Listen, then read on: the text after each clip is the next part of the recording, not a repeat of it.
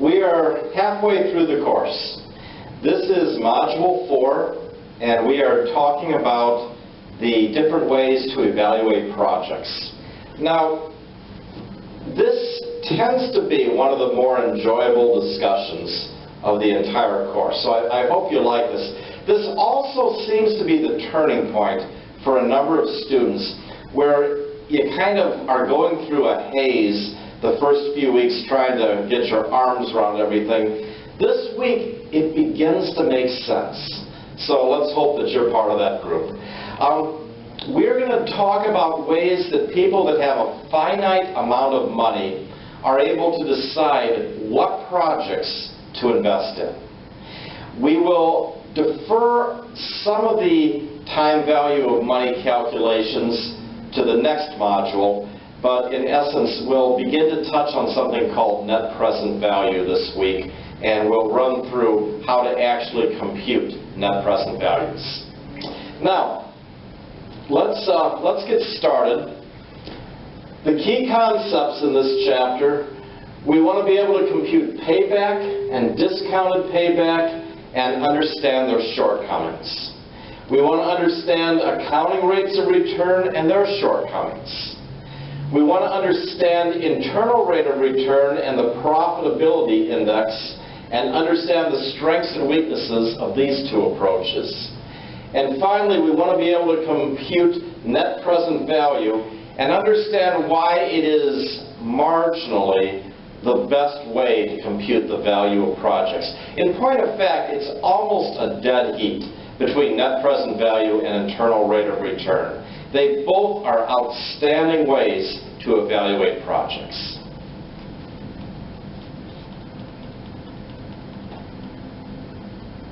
The key pages in the PowerPoint are the first 12 pages and pages 24 through 26. Those pages represent the meat of what we're going to be discussing today. So why use the net present value method? Well, a lot of reasons actually. You accept positive net present value projects because they benefit the shareholders. If it's positive net present value, it's good for your company. You're exceeding your desired rate of return, which means you're building the overall value of your company. If you have a negative net present value project, don't invest in it. Net present value uses cash flows. It uses all the cash flows of the project, and it discounts the cash flows appropriately. Three good things to keep in mind. There's a reinvestment assumption that we're not going to get into. It has to do, well, are you going to invest your money at the same rate? For the purpose of this class, we're not even going to worry about reinvestment rates.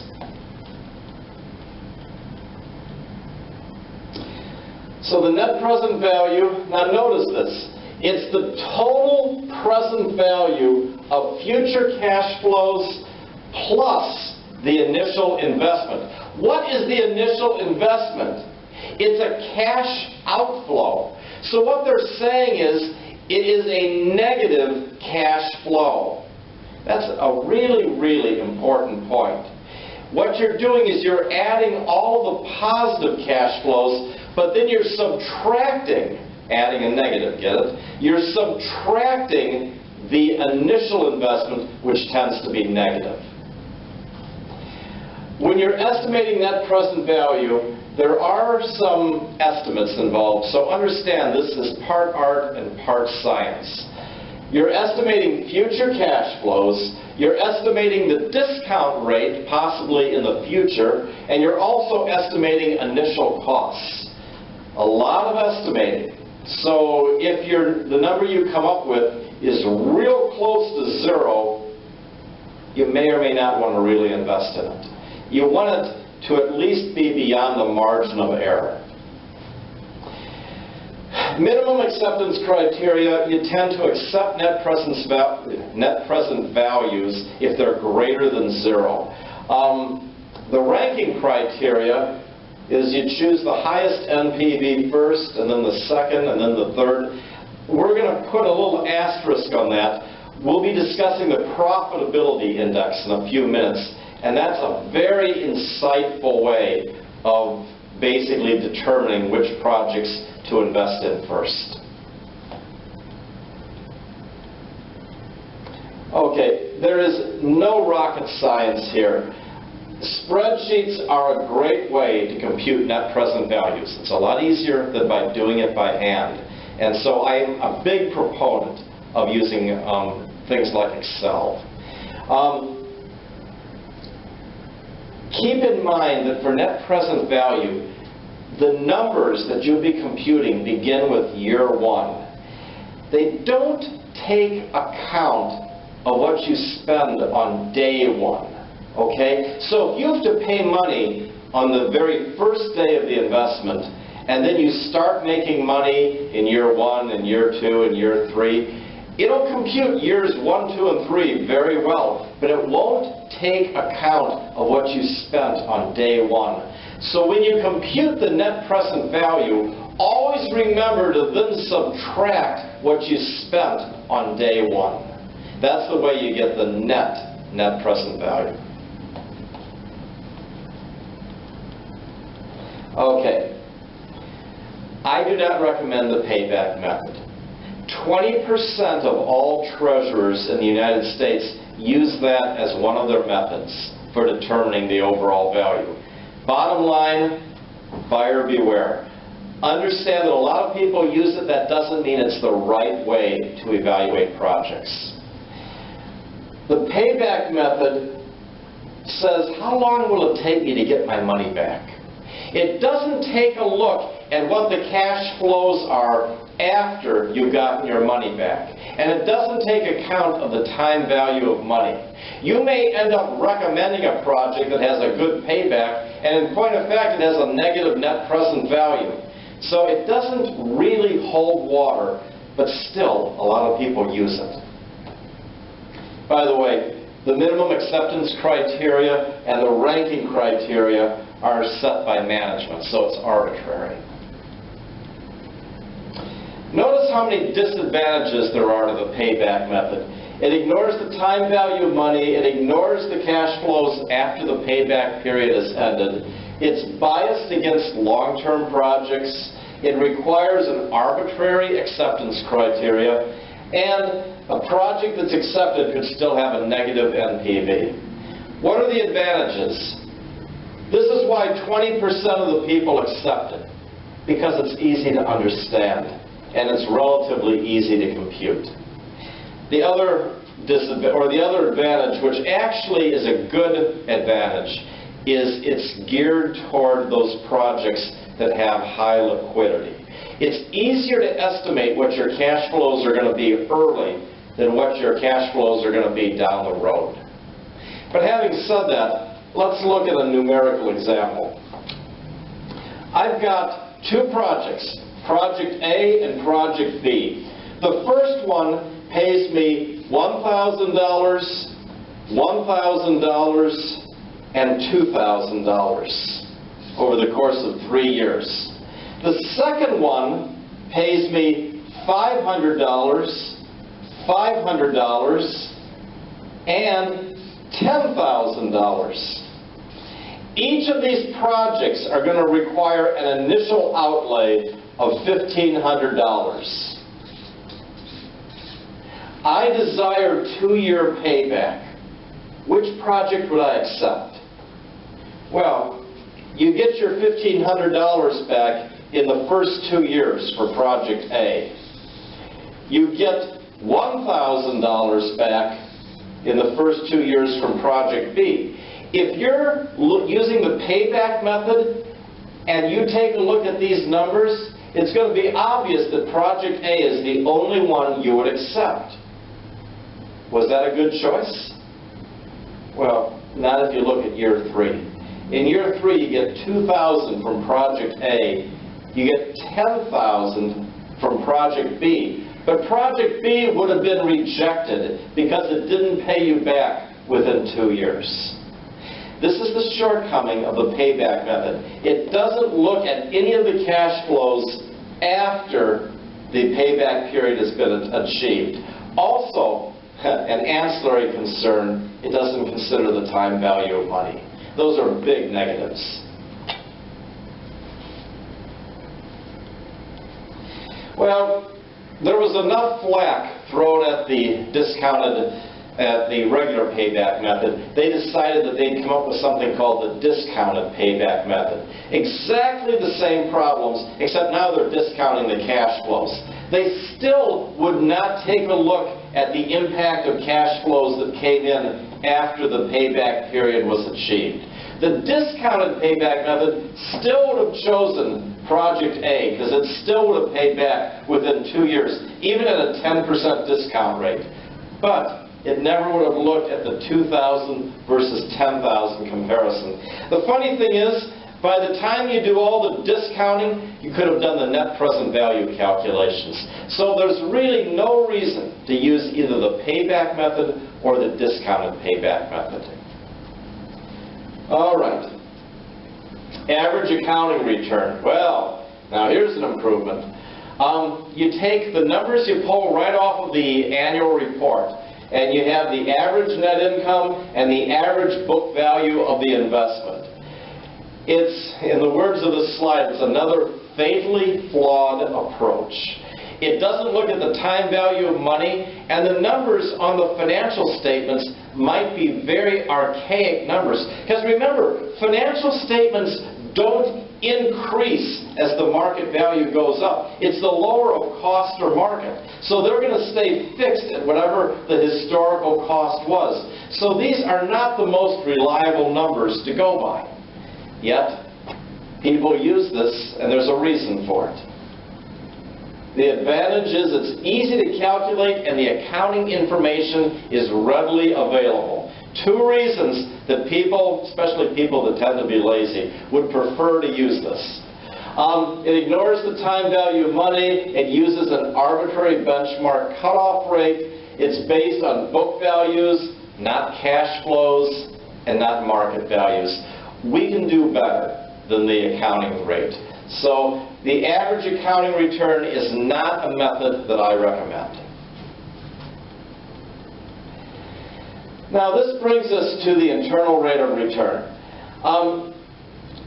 When we compute net present value, we have an arbitrary discount rate, and we use that discount rate to figure out whether the net present value is going to be positive or negative. The internal rate of return turns that on its head. What it does is it says, okay, let's increase the interest rate until the net present value is 0. And the higher the discount rate, the better. So the internal rate of return figures out what the discount rate needs to be in order to make the net present value equal to 0. Net present value computes a value. Internal rate of return computes an interest rate, but they use the exact same mechanics to get to the finish line. So whether you're using internal rate of return or net present value, either way, you've got a very sound approach to compute the time value of money and figure out which projects are preferable. If you're doing a pecking order, the best projects have the highest internal rate of return. If you're doing net present value, the best projects are the ones that have the highest net present value. Let's take a look at what the result of all this is. The internal rate of return has certain disadvantages. It doesn't distinguish between investing and borrowing. We don't really care about that. The internal rate of return may not exist, or there may be multiple internal rate of returns. More on that in a couple minutes. And there could be problems with mutually exclusive investments. That last comment is laughable.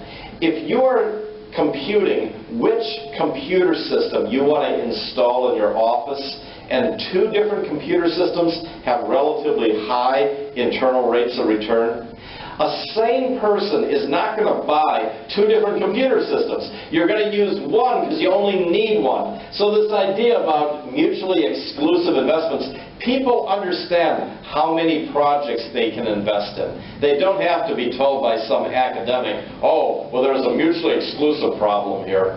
People are smarter than that. The advantages are it's easy to understand and easy to compute.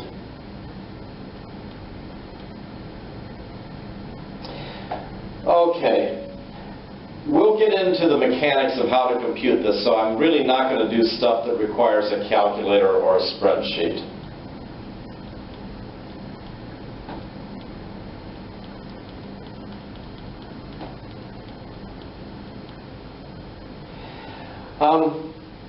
I want to talk about one thing, and that's multiple internal rates of return. This is the only reason the net present value method is preferable to the internal rate of return method. There's one flaw with internal rates of return. I'll show you what it is. Those of you that took Algebra 2 in high school might remember that a parabola sometimes had two values because it crossed the x-axis in two different places. The same thing happens with internal rate of return when you have more than one change in sign. If in year one you have a negative $1,000, and then in year two you've got $2,000, and in year three you've got $2,000, and then in year four you've got negative $500, because the sign has changed not once but twice, you end up with a parabola. And internal rates of return compute two different answers because of the double change in sign. Net present value method wouldn't do that. Net present value method still will compute one answer. But internal rate of return, it would give you an error message because it sees two correct answers. That's why if you've got more than one change in sign, it's better to use net present value than internal rate of return.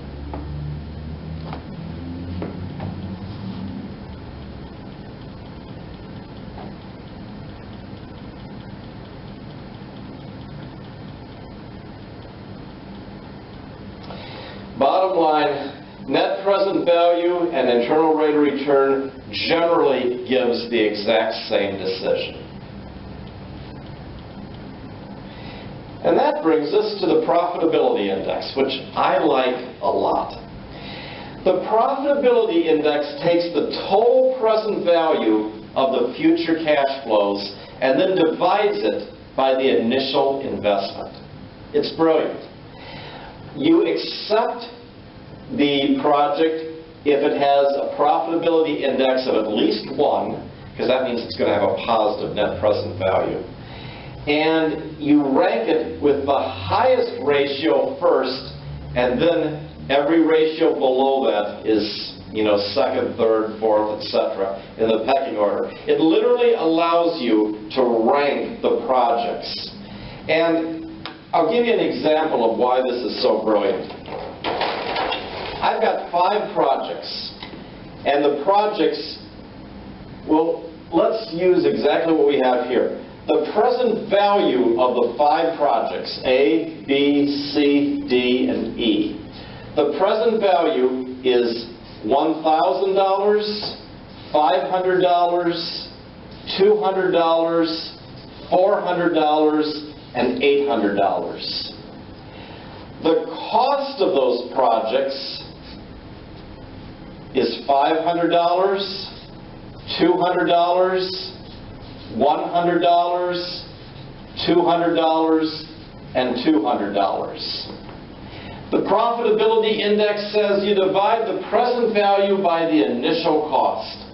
So, for each of these, we'll divide 2.0, 2.5, 2.0, 2.0, 4.0. If I'm only choosing one project and I've got $1,000 to spend, I'm going to choose the $800 present value, and I'm going to choose cost of $200. I'm going to spend $200 on this very first project, E. Gives me a 4-to-1 profitability index. Now, if I've got additional money to spend, more than $200, in essence, the next one is going to be project B. If I only had $400 to spend, I would choose Project E and Project B. They each are costing me $200. They're giving me wonderful profitability indexes. I don't care about the other three projects because they all have the same return. So I'm ambivalent. Obviously, if I only have $600 to spend, by definition, I'm either going to be choosing Project C or Project D. Project C, I'd have to spend $500 total. Project D, I'd have to spend $600 total. But you get the idea. The one that has the highest profitability index is the first one you invest in. The second highest profitability index, the second one you invest in, etc. I like this method a lot. The WebEx meeting has ended. That is not good.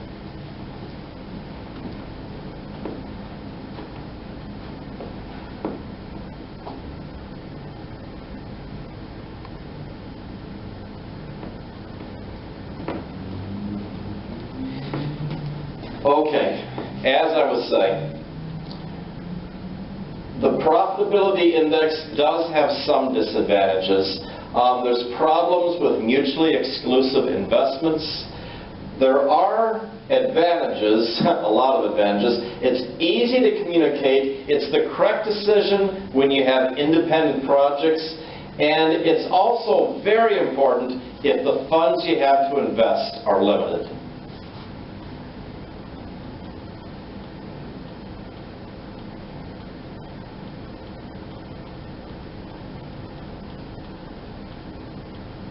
So here's our summary. Net present value is a very, very good method to use for evaluating projects. It shows the difference between the market value and the cost. You accept the project if the NPV is positive. It has no serious problems, and it's the preferred decision criteria. Internal rate of return is almost identical to net present value. The only problem is when the cash flows change more than once. Then you get an error message. Other than that, you make the discount rate of the NPV down to 0. So the higher the discount rate, the more likely you're going to accept the investment. In essence, in every other way, with conventional cash flows, it's identical to net present value. So internal rate of return is very, very good, and you accept the IRRs that are the highest. Profitability index, another really, really good method. It shows a benefit-cost ratio. You accept the investment if the profitability index is greater than 1. You cannot use this to rank mutually exclusive investments, but most people understand that they only have one project they can invest in situations like that. And it allows you to rank project when capital is scarce.